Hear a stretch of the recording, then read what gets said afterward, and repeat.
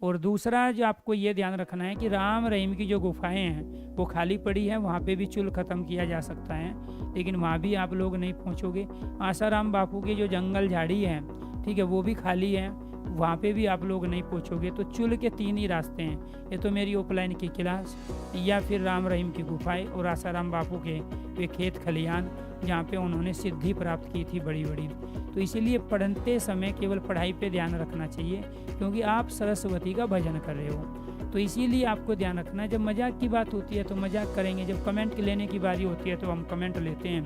तो इसीलिए पढ़ते समय, वो भी 1 घंटे की क्लास में, अगर इस तरह की बात आती है तो इसका मतलब ये है कि आपकी जो सोच है, ठीक है, आपकी जो थिंकिंग है, आपका जो ब्रेन जो एनर्जी लगा रहा है वो बहुत गलत जगह लगा रहा है, ठीक है, आपकी सोच बहुत घटिया है। इसलिए जब तक हम किसी पोस्ट के लायक नहीं बनते तब तक नौकरी नहीं लगती, चाहे आपको कहीं भी पढ़ रहे हो और कितना भी पढ़ रहे हो, कितने भी अच्छी किताबों से पढ़ रहे हो, सबसे पहले उस जैसा खुद बनना पड़ता है।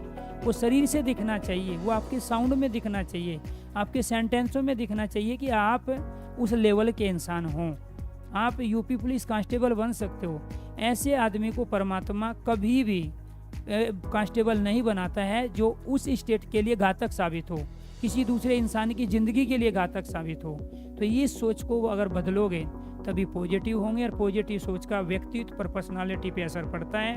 और जब तक आप अपनी पर्सनालिटी को उस तरह से नहीं करोगे, ये बेफालतू की चीज़ें नहीं छोड़ोगे, तब तक जॉब मिलने वाली नहीं है।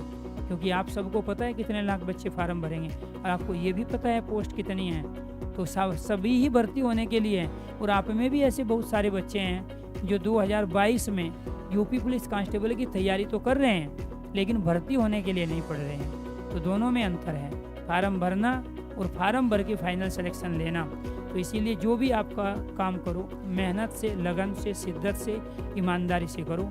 पढ़ते समय सरस्वती प्यारे दोस्तों आप दर्शन कर रहे हो, और इस समय भी अगर आप बेफालतू की चीज़ों में इन्वॉल्व हो, दिमाग की एनर्जी को खर्च कर रहे हो, तो इसका मतलब है आप टाइम पास कर रहे हो, और वो जो समय आपने बिताया है वो समय ही आपको बाद में शिक्षा देगा। क्यों? क्योंकि वो समय अगर निकल गया तो बाकी आपके साथ के भर्ती हो जाएंगे और आप रह जाओगे। सीरियस होकर पढ़ना है, कंटिन्यू।